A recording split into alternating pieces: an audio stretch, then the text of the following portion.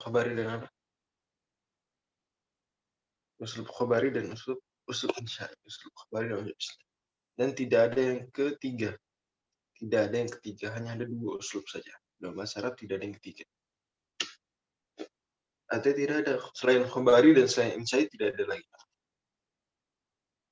Seperti halnya kalau dalam nahwu kita tahu bahwa jumlah itu ada 2 doang. Ismiyah dan fi'liyah, tidak ada jumlah ketiga. Maka begitu juga dalam pembahasan balaghah, uslub hanya ada 2, yaitu uslub khabari dan uslub insya'i. Gimana uslub khabari? Cara membedakannya gimana? Uslub khabari dengan insya'i. Gimana cara bedakannya? Menurut uslub khabari, penyampainya bisa kita sifati dengan jujur atau dusta. Penyampainya bisa pada dasarnya, penyampainya bisa disifati jujur atau dusta. Dan jujur dan dusta dalam pendapat yang paling kuat dalam ilmu balaghah dan juga dalam ilmu fikih sebenarnya itu tidak disyaratkan kesengajaan, tidak disyaratkan kesengajaan. Jadi artinya kalaupun dia berkata menyampaikan informasi keliru, nggak sengaja, tetap dia disebut apa? Berdusta. Hanya saja tidak berdosa, kecuali kalau sengaja. Tapi tetap dia bisa disebut berdusta. Urusan dosa, urusan lain. Tapi dia disebut berdusta, kadzaba, itu urusan yang lain juga.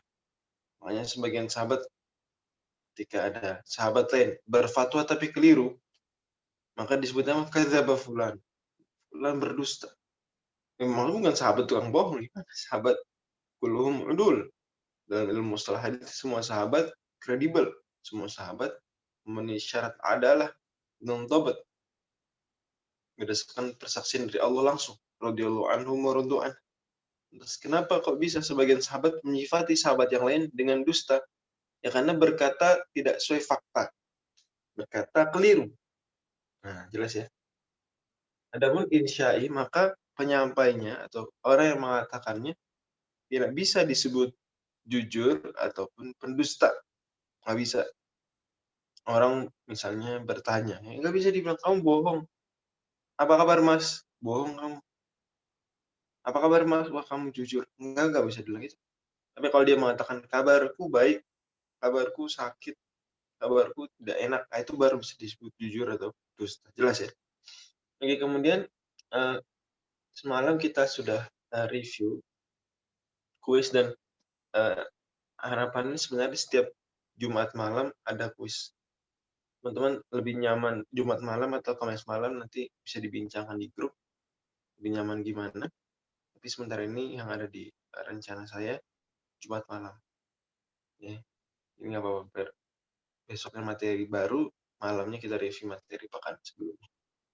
Nah, di semalam, tentu semalam di Indonesia ya, ada misalnya kasus Budi semalam sibuk hadir kajian dan murojaah. Pagi harinya Roy berkata, ya Budi, fazal hilalu bika silmaliki, ba'adaan hazaman nasrul barihata. Buat Al-Hilal juara Piala Raja mengalahkan An-Nassr di final semalam. Ini beneran emang di Arab Saudi itu. Nah, ini tujuan dari Roy mengatakan ini adalah untuk menginformasikan hal tersebut kepada Budi. Ini namanya apa nih? Tujuannya diistilahkan dalam ilmu faedatul khabar. Ini tujuannya menyampaikan sesuatu yang informatif. Oke. Sesuatu yang baru, pengen diberitahu kepada orang, biar orang tahu. Sementara pada kasus biar orang tahu benar-benar baru tahu gitu, biar orang baru tahu. Sementara dalam soal nomor 4 ya kasus lain yaitu ketika ada yang ulama besar meninggal, contohnya Mbak Maimun, semoga Allah merahmati beliau, Mbak Maimun Zubair, berita tersebar, semua tahu, semua udah bahas. Lah terus ada teman kita bikin status di mana? Di WhatsApp. Ufia alimul al-khabir alimul al-khabilil azim Asy-Syaikh Maimun Zubair dan seterusnya. Dia bilang, jadi telah wafat ulama Nusantara yang begitu luar biasa, Mbah Maimun Zubair.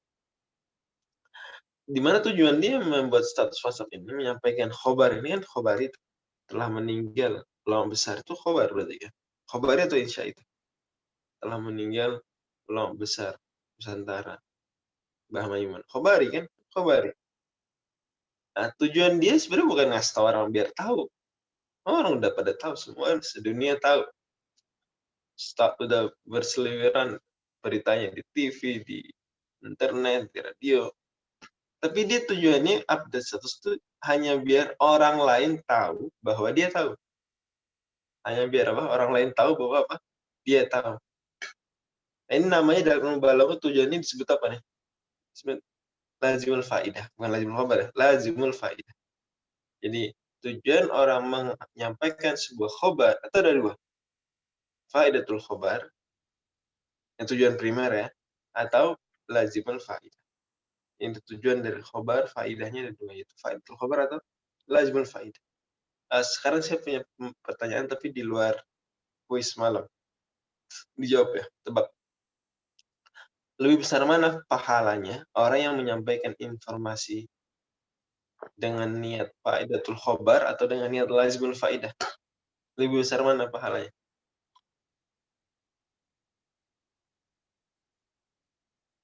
Nah, kayak yang jawab faidatul khobar. Bener nih, faidatul khobar lebih besar pahalanya. Ya jelas faidatul khobar lebih besar pahalanya karena dia niat menyampaikan, contoh dia dapat hadis, terus disampaikan pada orang lain. Oke? Dia dapat faidah, informasi berharga, terus dia kabarkan pada orang lain. Oke? Dengan niat supaya orang lain tahu, informatif sifatnya, memberitahu, jelas pahalanya lebih besar. Dan pada dasarnya itu. Adapun dengan niat biar orang lain tahu bahwa saya tahu, ini bisa nggak dapat pahala malah, bisa dosa malah, karena riya, ya nggak sih? Bener nggak? Makanya kita bermohon pada Allah Subhanahu Wa Taala agar apa yang kita sampaikan ini benar-benar diniatkan faidatul khobar, bukan lazimul faidah. Karena kalau menyampaikan niatnya lazimul faidah, menyampaikan ilmu niatnya lazimul faidah, khawatirnya dosa malah, dosa. Gimana niat menyampaikan ilmu cuma biar orang lain tahu bahwa saya tahu. Nah itu bahaya banget niat seperti itu, Bu. Dalam urusan agama bahaya banget.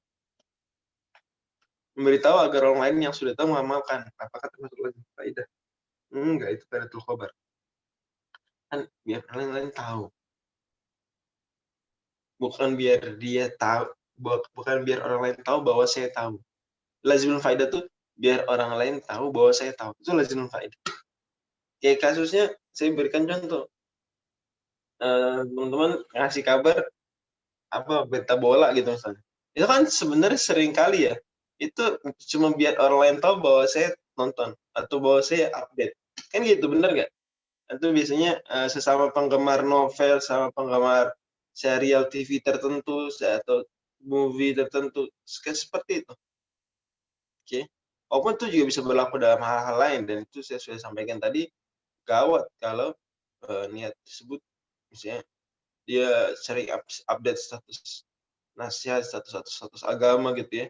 Tapi dengan niat lazimul faedah itu bahaya justru. Oke, jelas ya. Tapi dalam kehidupan sehari-hari itu sangat mungkin. Kita bicara kenyataannya, bahwa itu memang di antara tujuan orang menyampaikan khobar itu lazimul faedah. Oke, kemudian juga dibahas semalam soalnya nomor 5 gimana? Jadi ada orang yang suka pamer, dia orang jahat, akhlaknya buruk gitu ya.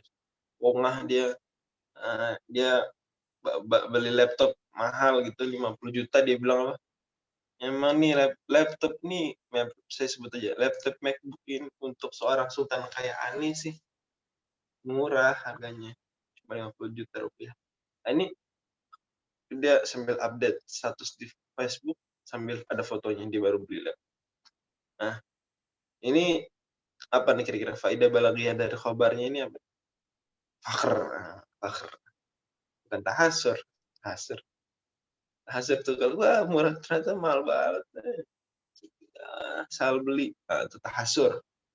Gitu. Kalau dia informasi statusnya sedih, ternyata salah beli, khobar itu tahasur. Nah, nomor 6, tapi ada lagi dia ngasih testimoni di Google Maps. Murid sebut saja nggak apa kita ini kan yang bikin acara ya iklan nggak apa. Bisa Learning Center cabang Makassar. Saya pernah kesini soalnya. Dia kasih di Google Maps itu testimoni sambil ngasih bintang 5. Belajar di BLC Makassar seru, mencerahkan. Ta'allumu fi markazi bisa dirasi di Makassar mumtia. Dan seterusnya. Nah, ini tujuannya biar nih kira-kira. Faedah balaghahnya apa? Madah. Balaghah madah, memuji. Ini nggak cuma dia bukan sedang ngasih tahu doang, enggak. Ya ada unsur. Kemudian saya bawakan contoh Quran juga di halaman nomor 7. Itu Nabi Syuaib, kaumnya ini kan benci sama dia, Nabi Syuaib. Wah, nanti kita saat pembahasan fasal dan wasal, insya Allah bahas betapa kaumnya Nabi Syuaib benci banget sama Nabi Syuaib. Itu nampak dari cara mereka mengungkapkannya. Ntar kita bahas di pembahasan fasal dan wasal, insya Allah. Bukan sekarang, nanti next time. Nanti ada lagi babnya. Nah itu, tapi kok di surat Hud, kaum Nabi Syuaib bilang gini ke Nabi Syuaib, innaka la antal halimur rasyid. Sungguh engkau benar-benar orang yang sangat menyantun dan pandai. Nah, ini apa nih tujuan mereka menyampaikan khobar kan, innaka la antal halimur rasyid, khobar. Apa nih faedah balaghah dari khobar mereka nih? Apa nih kira-kira? Apa nih? Ini taubih ya, melecehkan sebenarnya. Pinter banget lu. Nah, gitu. Emang lu ya orang yang sangat penyantun. Salah, aku salah. Coba cek. Masa salah? Cek lagi. Itu kemarin ada salah. Saya nggak ngerti kenapa. Saya udah kasih jawaban, tapi ternyata pas setelah itu ada beberapa yang jawabannya nggak muncul. Jadi dianggap salah. Padahal coba cek. Masa gitu? Oh, cek lagi di nanti. Orang ada yang dapat 100 kok. Siapa yang dapat 100? Nanti di grup. Iya pas pertama, pas awal-awal muncul, awal itu masih ada pasti kalau ngerjain kan muncul nilai itu, ya nggak? Nah itu masih ada kesalahan teknis biasanya. Saya nggak ngerti gimana. Nah lain kali berarti harus dicoba-coba beberapa kali dulu. Saya nggak ngerti apakah saya melakukan setelah itu editing lagi atau gimana. Nggak ngerti. Oke. Tapi ya Hasna nanti dan untuk satu yang lain. Siapa Hasna nih? Hasna emailnya apa nih? Saya kasih lihat. Itu sudah diperbaiki setelah itu. Baru awal muncul nilai biasanya pasti masih belum diperbaikin. Sini. Nah kan tuh, dan Irfan Kemal awalnya 60, jadi 90. Nah gitu, karena ada beberapa soal di jawabannya nggak muncul. Coba yang tadi nanya nilainya kenapa ada 3 soal dipermasalahkan, coba dilihat lagi di email atau sama pasti coba cek sama pasti udah diperbaiki. Ahmad Adam mana sih? Adam Jari ya. Ahmad Adam 90 nilainya. Tadi siapa? Hasna siapa?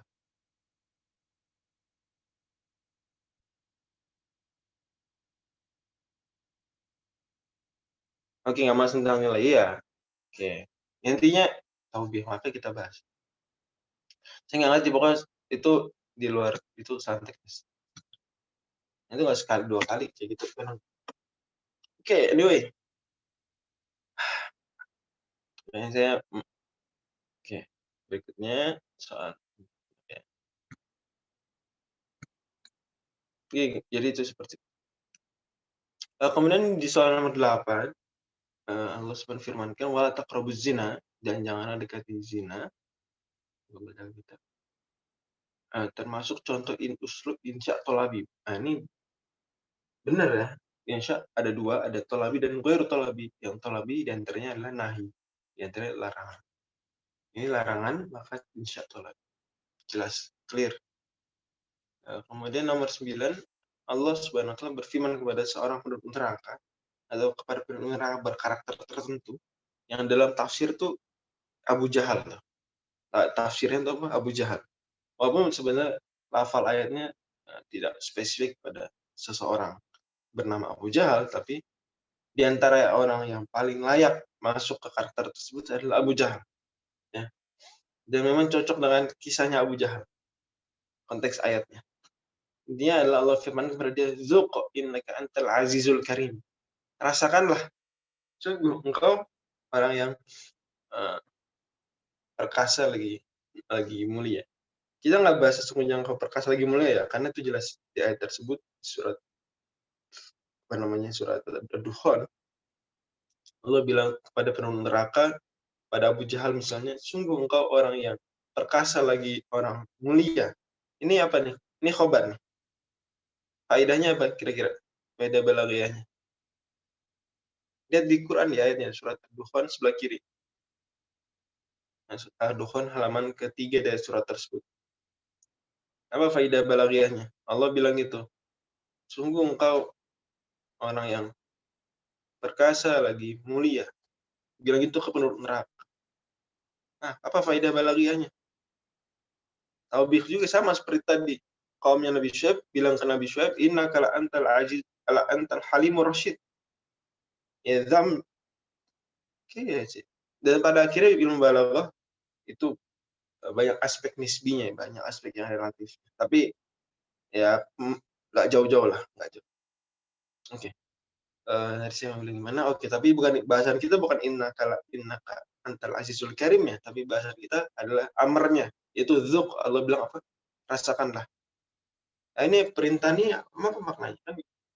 Kan Allah mewajibkan atas dia untuk tidak ada lagi taklif ya. Hukum asal. Dia bukan lil ijab lagi, bukan taklif karena sudah bukan darut taklif. Dan neraka sudah bukan tempat lagi Allah membebankan kewajiban dan larangan. Apa? Berarti dzuk amr di situ apa maknanya? Faedah balaghiyahnya. Bukan tajiz. Tajiz itu kayak membebankan sesuatu yang tidak dimampui, itu tajiz. Kayak kemarin contohnya gimana? Allah firmankan kunu qiradatan bukan qiradatan.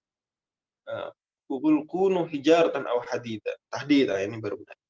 Jadi kalau tajiz itu yang nggak bisa dilakukan. Allah firmankan kunu hijaratan aw hadida. Silakan sok jadilah batu atau besi. Allah firmankan qul hatu burhanakum in kuntum shadiqin. Datangkan bukti kalian kalau kalian benar jujur. Nah, itu baru ta'jiz. Atau dalam hadis Nabi mengatakan nanti dikatakan kepada orang yang bikin patung, ahyu ma khalaqtum.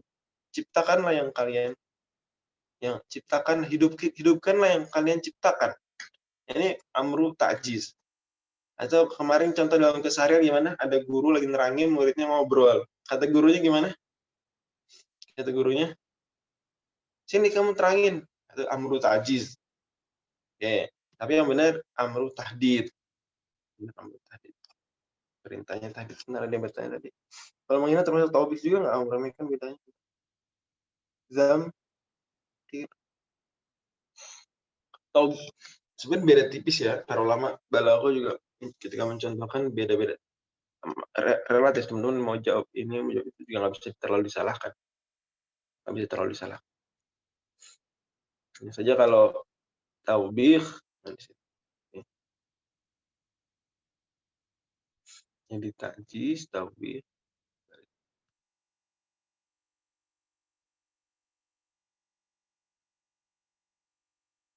Zam, tahqiq.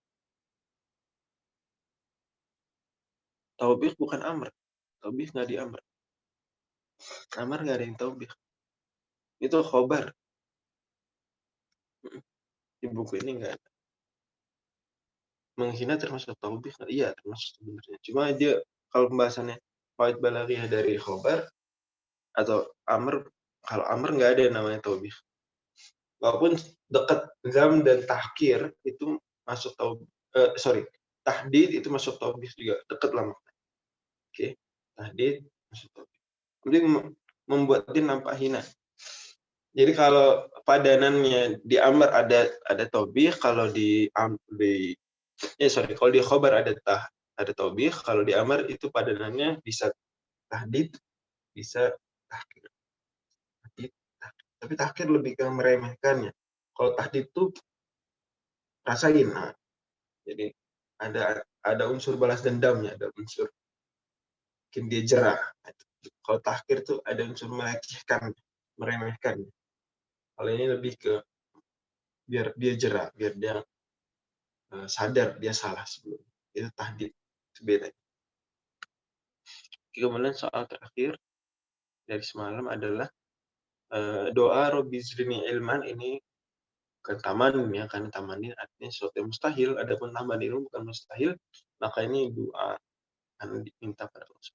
Oke, kita langsung masuk materi baru. Next slide silakan. Kita masih di uslub ini, uslub insyai, tapi masih bagian yang tolabi. Dimana ketiga kita bahas nahi, larangan. Oke, bisa dilihat di bukunya halaman berapa nih? 336.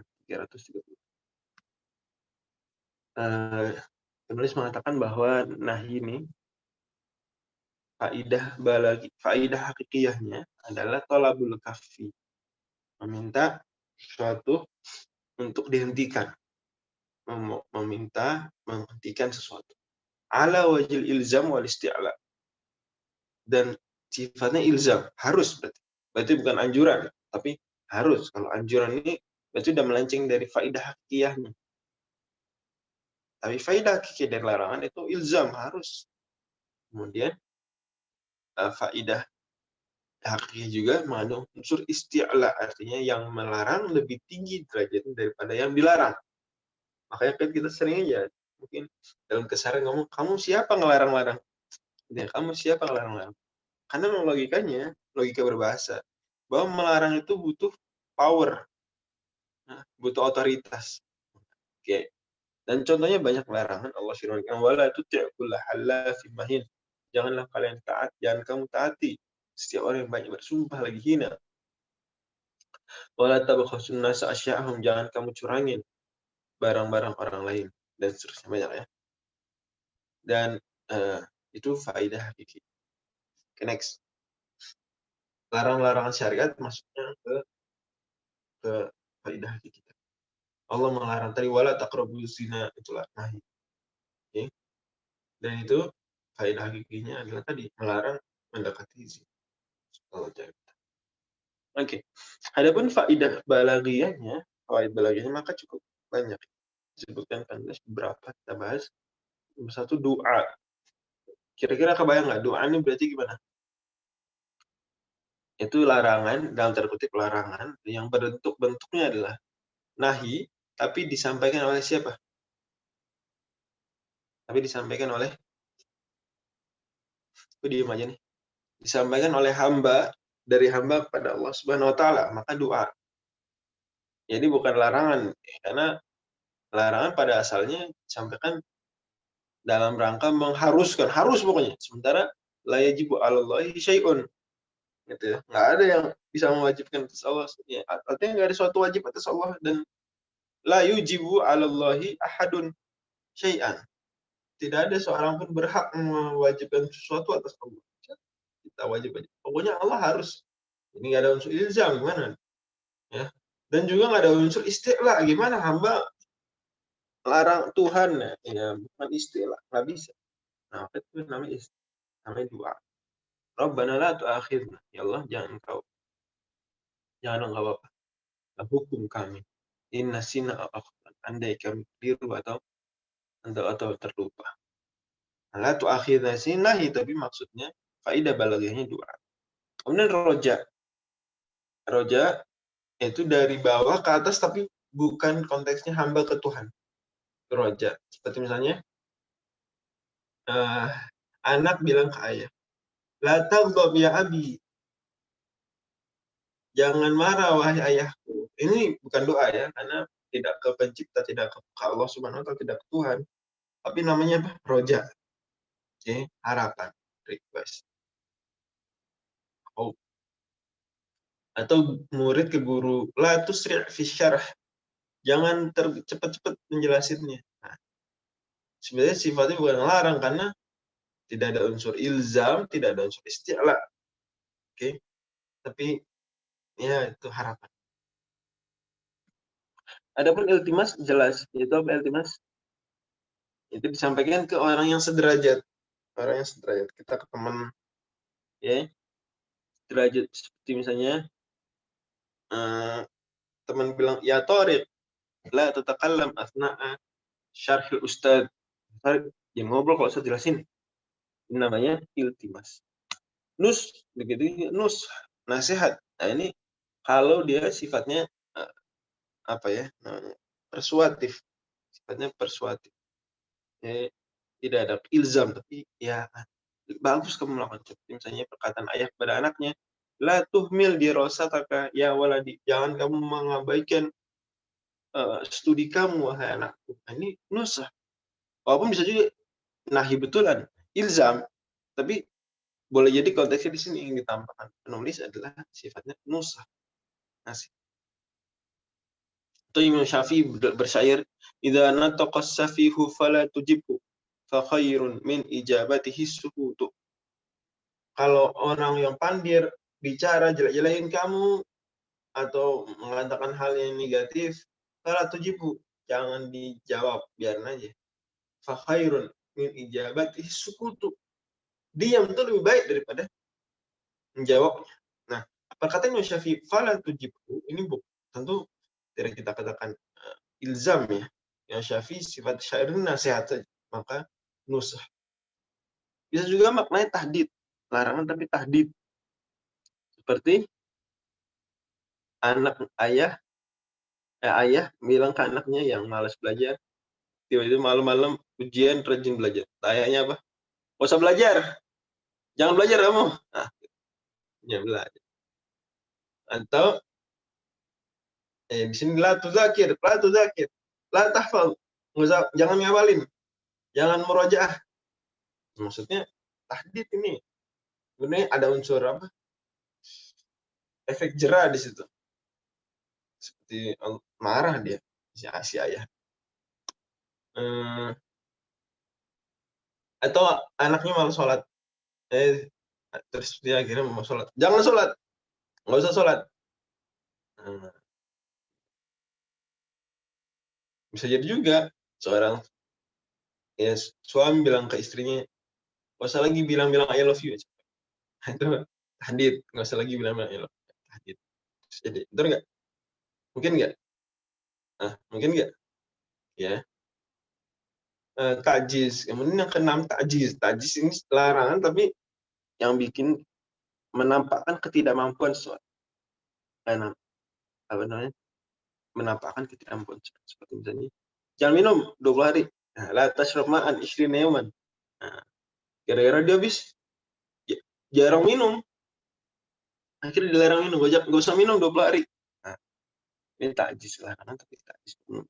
Taman nih larangan tapi sifatnya andaian seperti perkataan seorang kepada langit yang sedang hujan, la tumtiri, ya sama jangan turun hujan wahai langit. Itu taman nih ya. Padahal ya kita tidak berdoa kepada langit, kita tidak rojak kepada langit. Andai saja langit pun tidak mendengar kita, maka ini berarti taman. Oke. Kemudian zam atau tahkir, misalnya perkataan seorang kepada apa nih? Kepada temannya, la tas'ad bilal majdi, balas ta'ahlan lah. Jangan kamu berusaha mendaki puncak prestasi. Kamu nggak layak. Itu celaan. Kira-kira dia habis. Ada unsur meremehkan. Ada unsur istihza dan sukhriyah. Ada unsur melecehkan dan juga meremehkan. Oke, next. Itu fawaid balagiyah dari nahi. Seperti nahi ada beberapa. Kemudian pembahasan selanjutnya dari insya setelah amar nahi sekarang istifham. Istifham disebut insya juga karena istifham bukan khobari. Kita nggak bisa mengatakan kepada orang yang bertanya, kamu jujur, kamu bohong, nggak bisa. Bohong dia nanya kok. La yusufu bisidqi wala bil kadzib, nggak bisa disifati dengan jujur ataupun dusta. Dan faidah hakiki dari istifham adalah istifsar an syai'in majhul lis-sa'il, bertanya tentang sesuatu yang tidak diketahui oleh si penanya. Dia nggak tahu. Standarnya gitu ya. Namanya nanya berarti apa? Berarti aslinya nggak tahu dan pengen tahu. Istifsar, minta penjelasan. Tapi next slide. Kita kayaknya kalau faidah hakiki ya nggak usah dibahas ya, karena udah jelas lah, paham lah. Tapi kalau faidah balaghiyah ini sudah penting kita harus dibahas. Mau banyak Stefan ini faidah balaghiyahnya nih. Sini penulis saja sebutkan 29 dan masih and the list goes on. Masih terus ada lagi 29 padahal. Walaupun sih beberapa deket-deket ya. Nah, di antara pertanyaan tasywiq. Nah, tasywiq nih bertanya tapi supaya orang makin penasaran. Nah, bertanya seperti Allah Subhanahu firmankan, ya ayyuhalladzina amanu hal adullukum ala tijaratin tunjikum min adzabin alim. Wahai orang yang beriman, maukah kalian aku beri tahu, aku tunjukkan kepada perniagaan yang menyelamatkan kalian dari azab pedih. Allah nanya nih, ya nggak? Allah nanya nggak? Teman-teman, Allah nanya nggak nih? Wahai orang beriman, nanya, iya istifham nih. Tapi apa katanya Allah? Istifsar an syai'in majhulin lis-sa'il. Apakah Allah bertanya tentang sesuatu yang tidak diketahui oleh si penanya? Bukan. Maksudnya Allah ilmunya sempurna. Ya. Jahil itu sifat mustahil bagi Allah Subhanahu wa taala. Ilmu sifat wajib bagi Allah Subhanahu wa taala. Oke. Itu hal yang disepakati seluruh Ahlussunnah wal Jamaah. Nah, tapi kalau Allah nanya nih, berarti ketika Allah nanya, maka pasti bukan faedah hakiki yang ada di situ, tapi apa? Faedah balaghiyah. Faedah balaghiyah dalam kasus ayat tersebut apa? Tasywiq, bikin kita kangen. Coba bayangin, Allah mau nggak tunjukin perniagaan yang menyelamatkan dari azab yang pedih? Kita dengar itu penasaran, mau ya Allah. Nah, baru Allah pun kasih tahu. Andai Allah Subhanahu langsung aja ngasih tahu, tu'minuna billahi wal yawmil akhir. Kalian beriman. Langsung kita nyuruh beriman tanpa ada embel-embel pertanyaan tadi awalnya. Nah, itu efeknya di perasaan pendengar itu beda. Ya nggak? Beda ya. Kayak di iklan atau sales itu kadang menggunakan pertanyaan, ibu-ibu, bapak-bapak, inginkah kemudian membersihkan rumah yang perlu capek? Itu habis itu baru dia kasih tahu, belilah produk kami. Itu beda dengan kalau dia langsung bilang, bapak ibu, belilah produk kami. Beda.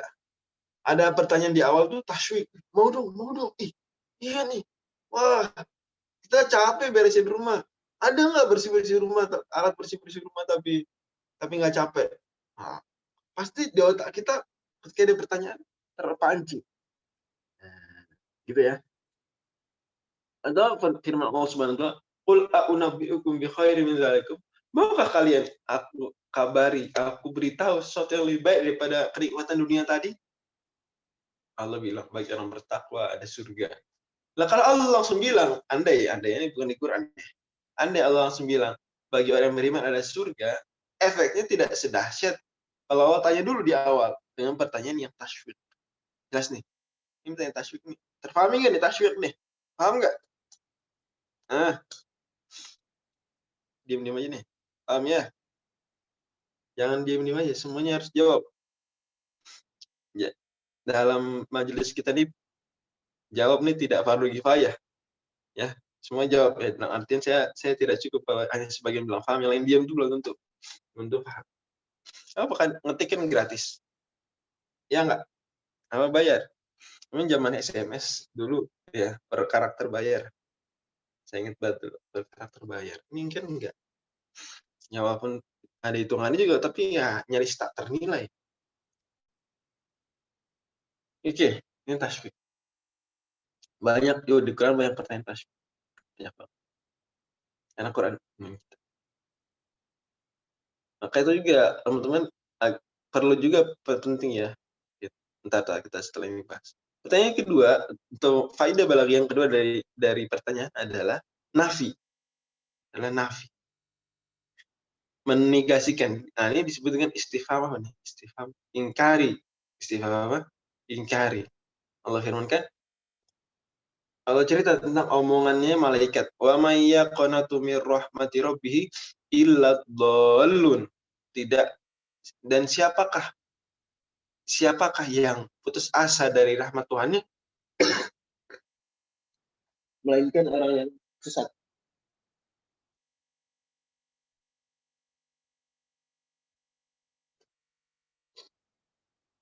Siapakah yang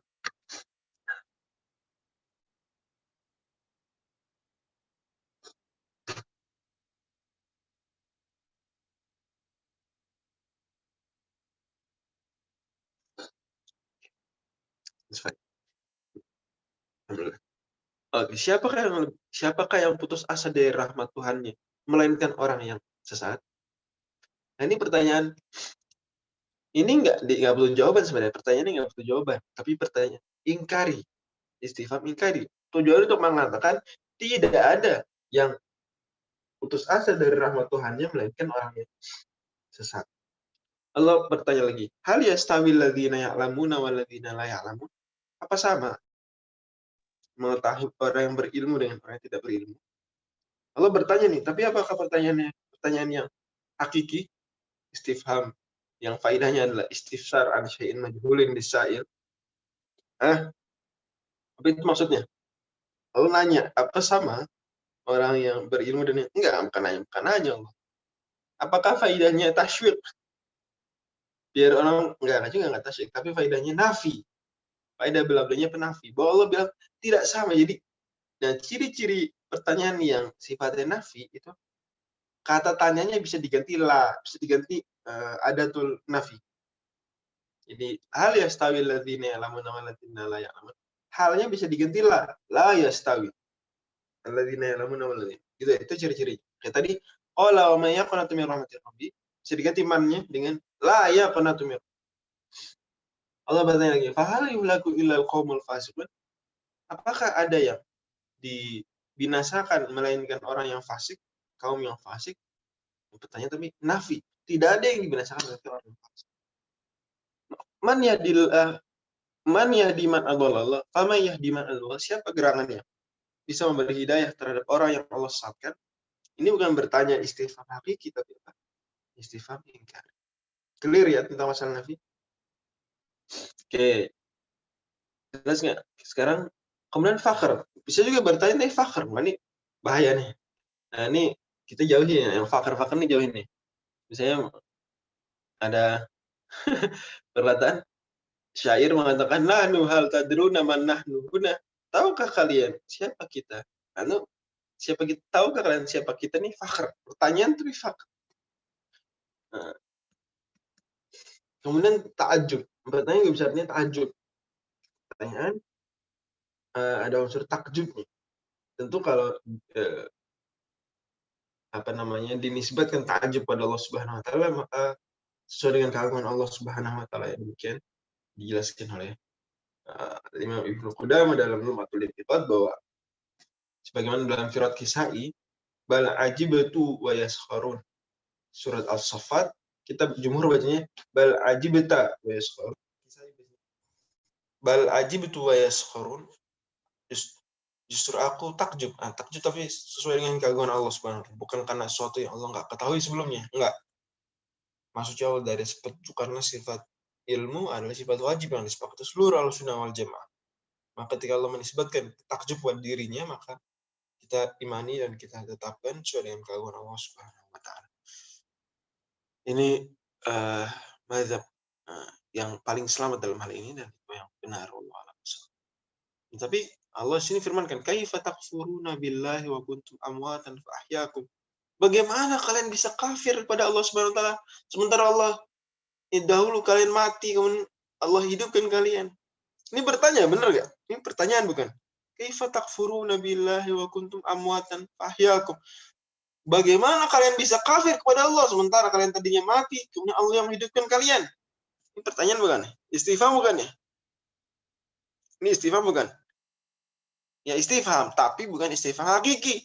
Bukan Jawabannya, jadi Quran nggak minta kepada kita menjawab. Oh, ya Allah karena enggak. Kaifa di sini nggak dijawab dengan penjelasan. Tapi apa nih pertanyaan apa? Pertanyaan apa nih? Takjub. Nah, atau seperti coba dalam kehidupan sehari-hari gimana? Saya mau dengar. Pertanyaan dalam bahasa Indonesia takjub gimana? Contohnya. Coba. Kang Zidan coba kali, Kang Zidan atau yang lain boleh. Teman-teman. Silakan. Apa contohnya istifham tapi takjub? Contohnya misalnya ini parah sih tapi ya. Dan teman kita Salman ini jelek nilainya 5. Suatu ketika ujian nilai 10 gitu ya, atau ya 50 terus suatu ketika 100. Dia bilang, gimana ceritanya lo dapat 100? Nah, ini pertanyaan bukannya. Enggak dia selama dapat 50. Sama bagus mufti kasih contoh. Tapi ntar dulu, kita akan contoh mesin. Teman kita dapat 50. Suatu ketika dapat 100, maka kita bertanya ke dia, kok lo bisa dapat 100? Itu sebenarnya tujuan kita bertanya bukan nanya cara yang gimana. Bisa nggak kayak sedang wawancara dia? Kita bertanya itu pertanyaan apa? Pertanyaan heran, pertanyaan takjub. Jelas ya? Kok bisa sih kamu itu? Kok bisa sih itu rata-rata takjub, pertanyaan takjub. Nah, kemudian Bang Musti tadi ngasih contoh apa? Saya orang pinter tapi nggak lulus. Maka kita bertanya ke dia, bagaimana kok bisa kamu nggak lulus? Itu pertanyaan takjub. Kita seperti tidak sedang mewawancarai dia. Bukan itu. Itu takjub. Oke. Dan banyak contoh di sini. Kemudian ta'zim juga pertanyaan. Nah, ini bagaimana mungkin saya bisa gagal? Ini bisa fakhr, bisa ta'jib, ya bisa. Dua-duanya bisa. Tergantung dia niatnya mana. Bisa kan dia pertama bisa juga kan. Sombong dia bikin status.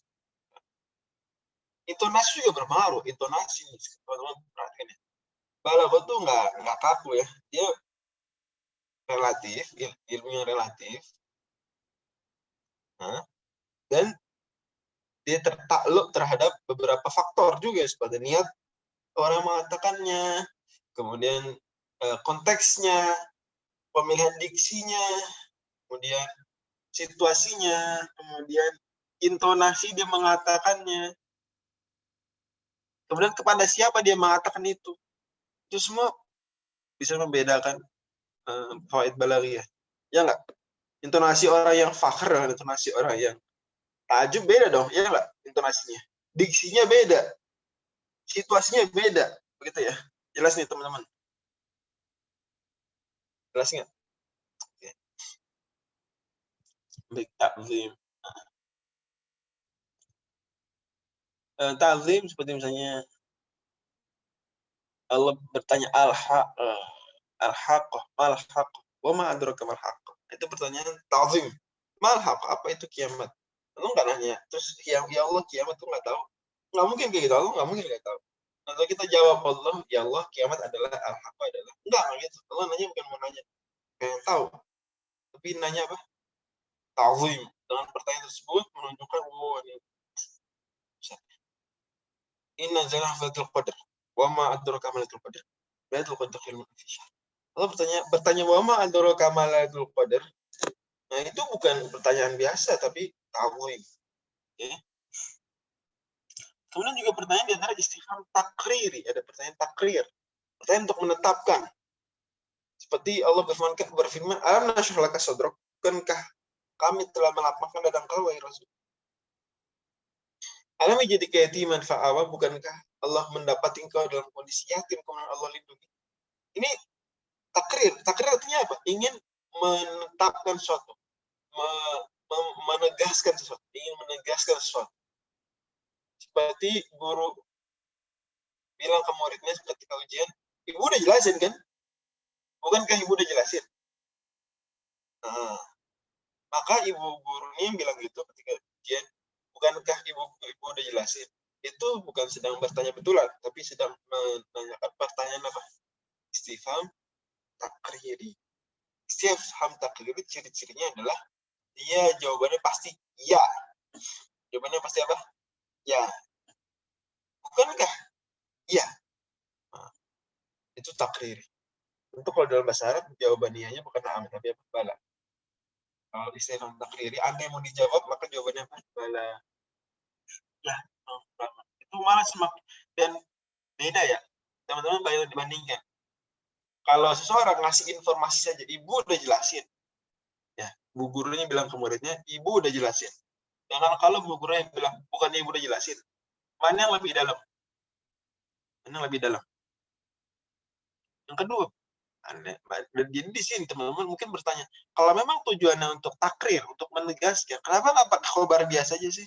Kenapa pakai insya? Kenapa pakai insya? Kenapa khobar biasa aja? Bilang aja, ibu udah jelasin.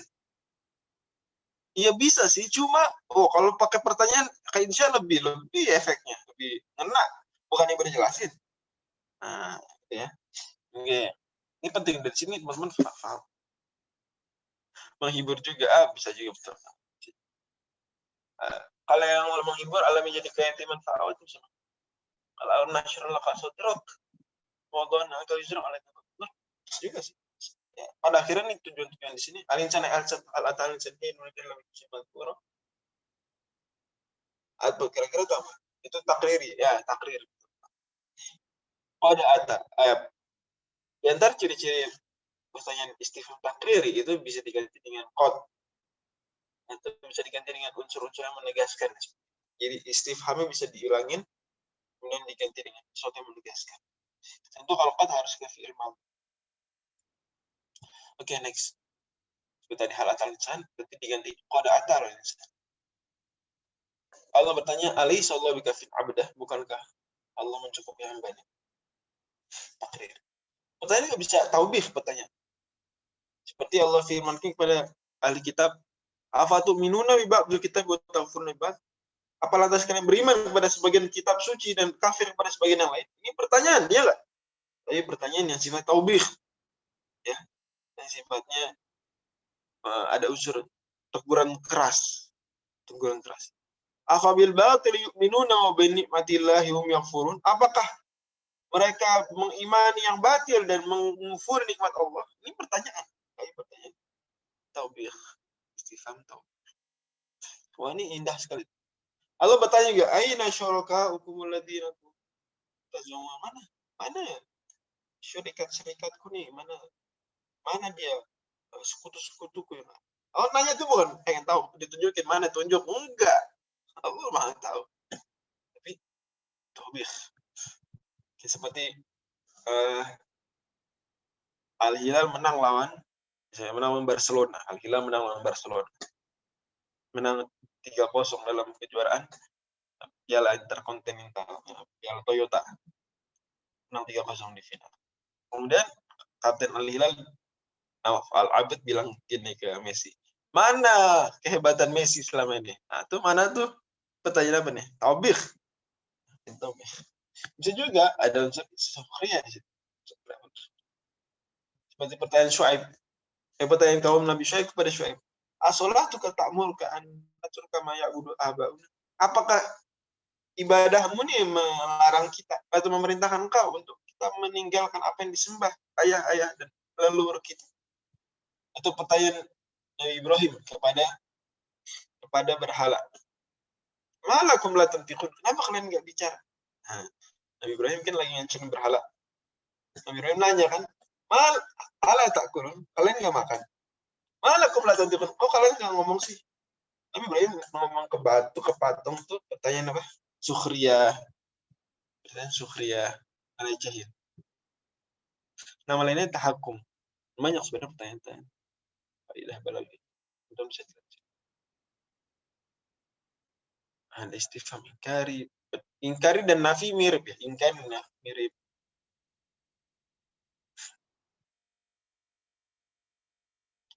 Sebentar. Apa untuk istifham takrir tadi? Apa untuk selalu pertanyaan nafi? Tahakum. Ada di buku. Enggak, saya belum paham pertanyaannya. Bang Zar Fikri, apa untuk istifham takriri? Apakah bentuknya selalu pertanyaan nafi? Enggak selalu nafi. Enggak selalu nafi. Takriri enggak selalu nafi. Jadi hal ata al insan takriri, tapi nggak nafi kan hal ata al insan. Oke. Kemudian terakhir kita bahas pada pagi hari ini. Enggak terakhir banget. Next slide. Enggak terakhir banget, yaitu tamanin. Ya. Tamanin kalau nggak pakai alif lam, tamanin. Tamanin mengada-ada sesuatu yang mustahil. Makna hakikinya mengadakan sesuatu yang mustahil. Atau juga para ulama balaghah memasukkan kategori tamanin juga sesuatu yang syibhu mustahil, mirip mustahil. Ya. Mirip mustahil. Tidak ada yang mustahil. Dan mustahil juga pada akhirnya. Mustahil yang dimaksud tidak harus mustahil yang mustahil aklan, tapi juga mustahil adatan. Misalnya ada dua, mustahil aklan dan mustahil adatan. Mustahil aklan, mustahil secara logika. Seperti Tuhan ada dua, itu mustahil aklan. Seperti Tuhan mendelek dirinya, mendestruksi dirinya, menghancurkan dirinya. Suatu mustahil aklan.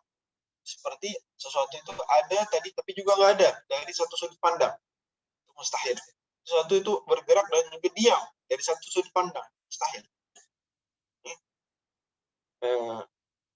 Sebagian lebih besar daripada seluruh, itu mustahil aklan. Mustahil badal, mustahil sama sekali mustahil. Oke. Dan pertanyaan ntar. Kemudian tapi juga masuk sini mustahil yang ada kan. Seperti perempuan hamil tanpa suami, itu mustahil ada kan, tapi nggak mustahil aklan. Seperti orang berjalan di atas air, mustahil ada kan.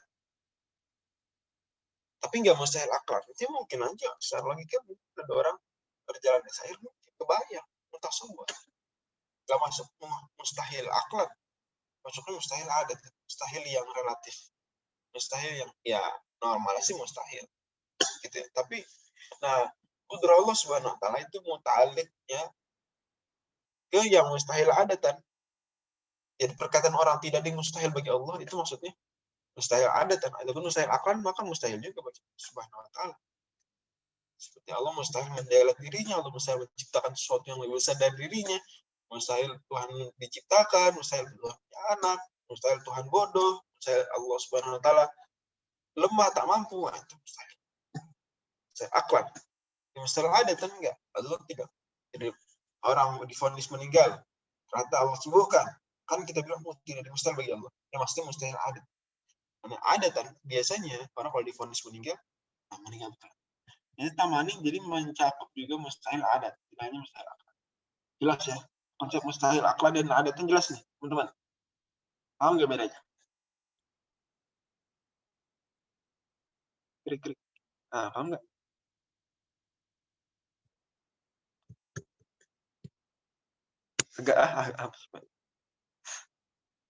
Agak kurang. Okay. Jadi mustahil mustahil itu ada dua. Ada mustahil aklan dan mustahil adatan. Sebenarnya ini nggak masuk bahasan balaghah ini ya, cuma saya mau sampaikan aja. Mustahil aklan itu yang mustahil benar-benar mustahil, nggak harus sifat Allah, nggak harus. Benar-benar mustahil nggak akan ada ceritanya dan nggak terbayang dan bukan sesuatu. Seperti sebagian lebih besar daripada seluruh. Mungkin nggak tuh sebagian lebih besar daripada seluruh. Dari semua kita nggak bisa bayangkan. Jadi akal pun nggak bisa membayangkannya. Mustahil banget itu. Sebagian gimana ceritanya?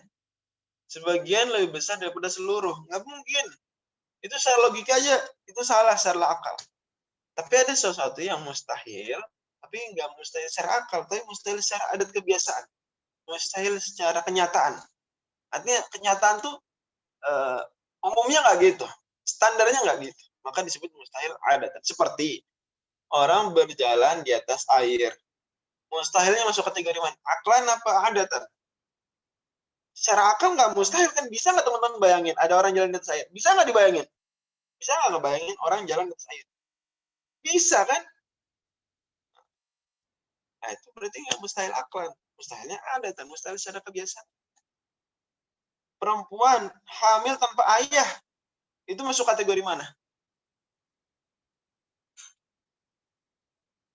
Mustahil adatan apa aklan? Adatan, mustahil adatan. Nggak mustahil aklan karena kebayang mungkin aja perempuan hamil tanpa mungkin aja mungkin. Kebayang. Dan mujizat-mujizat para nabi itu masuknya ke mustahil aklan atau mustahil adatan. Mujizat para nabi atau hal-hal yang luar biasa. Adat nggak mungkin mustahil aklan. Gimana bisa ceritanya? Nabi bikin sebagian lebih besar daripada seluruh. Nggak mungkin. Nabi bisa nggak ada mujizat? Nabi bikin 1 + 1 sama dengan 3. Bisa nggak? Mujizat. Mungkin nggak ada nabi mujizatnya 1 + 1 jadi 3. Mungkin nggak? Nggak mungkin. Itu nggak akan ada. Karena mustahil aklan itu. 1 + 1 sama dengan 3 itu mustahil aklan. Jelas ya? Nggak mungkin. Nggak terbayang di benak 1 + 1 3. Nggak, gimana? Nggak ada tuh ceritanya kayak gitu. Nggak mungkin. Oke. Maka itu mustahil aklan. Tapi mustahil adat itu masih mungkin. Tapi ya adat kebiasaan. Orang ditembak masih hidup gitu ya. Yang itu mustahil adat nanti. Mustahil masih hidup dia, orang saya udah bunuh. Itu mustahil adat nanti. Nggak mustahil aklan. Mungkin aja dibakar nggak kebakar, itu mustahil adat. Oke. Nah, kalau omongan ada orang ngomong gini, tidak ada yang mustahil bagi Allah, itu maksudnya mustahil adat. Tapi mustahil aklan masih ada bagi Allah. Mustahil aklan pasti. Allah nggak akan dan Allah ketika tidak mampu, kita dalam tanda kutip tidak mampu, itu nggak menunjukkan kelemahan. Tidak akan bikin 1 + 1 sama dengan 3, nggak akan. Allah nggak akan bikin sebagian lebih besar daripada seluruh, nggak akan. Nggak akan bikin setengah lebih besar daripada 1, nggak akan. Karena itu mustahil aklan. Jelas nih? Sementara kalau mustahil adatan ya, lo bisa bikin terbang tanpa sayap, belah lautan, belah bulan, itu mustahil adatan aja. Mi'raj itu mustahil adatan. Oke. Clear ya? Jelas nih sekarang nih. Mustahil aklan dan adatan. Jelas ya? Jelas nggak nih? Jelas dulu. Ini sebenarnya nggak masuk pembahasan balaghah banget ya. Ini sebenarnya ilmu lain. Ilmu kalam atau ilmu mantik, akidah. Ya boleh. Intinya saya mau bilang bahwa yang disebut mustahil dalam pembahasan balaghah itu tidak hanya yang mustahil aklan, tapi juga mustahil adatan. Oke, jadi nggak harus mustahil aklan baru mustahil, enggak. Bahkan yang syibhu mustahil ada lagi di bawahnya, syibhu mustahil, seperti orang selama ini nilainya 20 nilainya D. Bisa lulus nggak dia? Semester 1 sampai semester 4 nilainya D mulu. Mustahil ya lulus. Sampai semester 4 loh. Semester 1 sampai semester 4. Masih ada harapan nggak dia lulus kuliah? Bisa lebar kan? Ini mustahil ada, tapi syibhu mustahil. Dia di bawah mustahil, nggak mustahil banget, tapi di bawah mustahil. Di bawah mustahil. Mirip mustahil, itu masuk juga di pembahasan mustahil dalam taman nih, bisa masuk. Kalau si mustahil adatan dalam kasus tadi itu kalau dia udah semester 8, gimana ya? Udah, misalnya kuliah itu peraturannya maksimal kuliah 10 semester. Atau maksimal kuliah 10 semester. Dia ternyata sampai 10 semester nilai D semua, itu baru mustahil adatan. Tapi mustahil aklan nggak? Mustahil aklan nggak dia? Enggak mustahil aklan. Bisa aja ya, rektor kasih surat sakti, lulus, bisa nggak? Bisa aja. Atau rektor ubah kebijakan, ubah aturan, bisa aja. Atau lulus dengan pertimbangan lain bisa. Ada, tapi secara kebiasaan nggak mungkin lulus. Secara aturan normal nggak mungkin lulus. Tapi nggak mustahil aklan. Oke, ala kulli dan itu. Tamani masuk ke semuanya. Jadi tamani masuk ke mustahil aklan, masuk ke mustahil adatan, dan masuk ke syibhu mustahil. Jelas ya? Masuk ke mustahil aklan, masuk ke mustahil adatan, dan masuk ke syibhu mustahil. Syibhu mustahil seperti orang usia 60 tahun masih miskin terus berandai-andai saya jadi miliarder, itu mustahil, syibhu mustahil. Orang 60 tahun Salamin nggak pernah usaha, berandai-andai jadi raja gitu ya. Itu syibhu mustahil. Tapi nggak mustahil ada kan, jadi apalagi aklan. Oke. Nah, dalam balaghah itu untuk mencari faidah balaghiyah, mencari faidah balaghiyah, bisa pakai laita ya. Tamani pakai laita. Kita cepet aja. Udah waktunya ya. Bisa pakai hal lana bertanya. Jadi dengan hal. Ini faidah balaghiyahnya ini sifatnya pertanyaan. Atau pakai la'alla. Boleh buat mudah-mudahan. Nah, itu pada mudah-mudahan la'alla kan sebenarnya bukan untuk tamani, untuk taraji, untuk berharap, tapi kadang digunakan tamani. Kita pakai kalau saja, kalau saja. Kita pakai mudah-mudahan. Ini semua menunjukkan tamani tapi dengan gaya bahasa. Jadi kaidah balaghahnya bisa berupa pertanyaan, bisa berupa pengandaian, penjikaan, bisa juga berupa harapan. Jadi, andai, ngayal tapi harapan. Bisa. Nah, jadi penulis tapi di sini kurang tepat menyebutnya sebenarnya, atau kurang jelas bagi kita menyebutnya sebagai faidah balaghiyah. Karena di sini sebenarnya lebih tepatnya disebutkan adawat tamani yang non standar, adawat tamani lain. Adawat tamani. Oke, next slide. Teman-teman bisa baca contohnya di sini.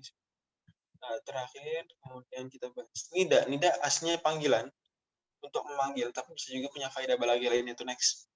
Seperti misalnya faedah balaghiyah ini ta'zim, manggil tapi ta'zim. Manggil tapi bukan untuk manggil. Manggil juga tapi untuk menyesal.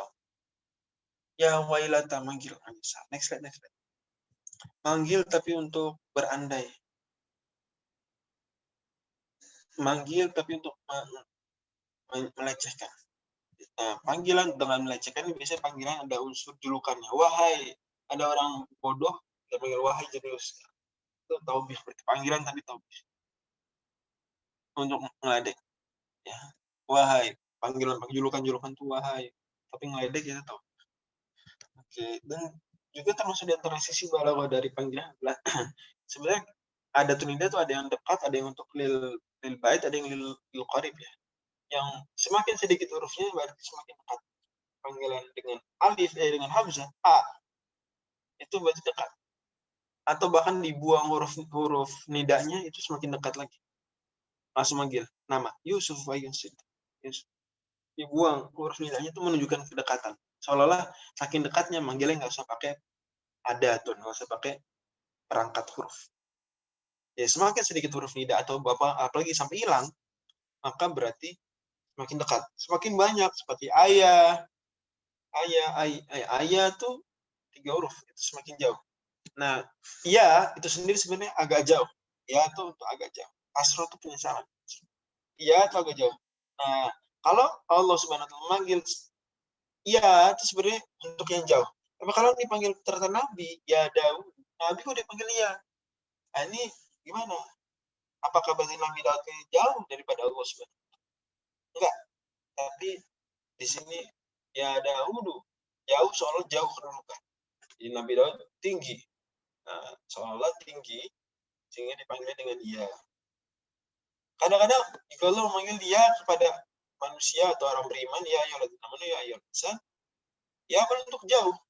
Tapi dipanggil pada orang beriman, pada orang iman dekat. Orang beriman dekat dengan Allah. Jadi jauh karena seolah dia lalai. Seolah apa dia lalai. Dia beriman sih, dekat dengan Allah, dia lalai. Maka dia dipanggil dengan ya. Jelas nih. Jadi kadang-kadang lil qarib untuk baik. Kadang-kadang qarib untuk baik. Semakin sedikit huruf nida apalagi sampai hilang seperti firman Allah Yusuf Yusuf. Nah itu menunjukkan kedekatan Allah. Saking dekatnya nggak perlu pakai harf nida. Oke, itu barangkali bisa kita bahas pada pelajaran next slide. Allah misal. Terima kasih dan sekian. Tolong pada yang berkenan. Semoga waktu kerja. Assalamualaikum. Silakan Kang. Tidak. Waalaikumsalam warahmatullahi wabarakatuh. Terima kasih Ustadz Fajri. Jazakumullah khairan. Barakallahu fikum.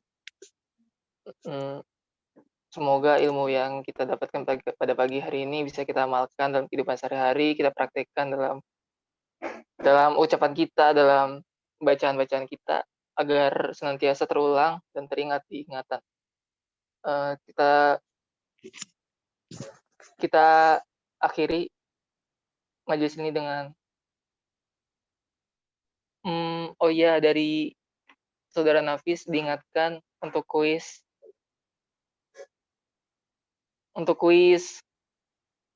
setiap pekan pada hari Jumat.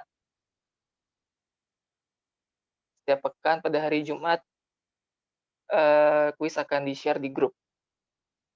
Sekian. Mari kita tutup dengan doa kafaratul majelis. Subhanakallahumma bihamdika asyhadu an la ilaha illa anta astaghfiruka wa atubu ilaik.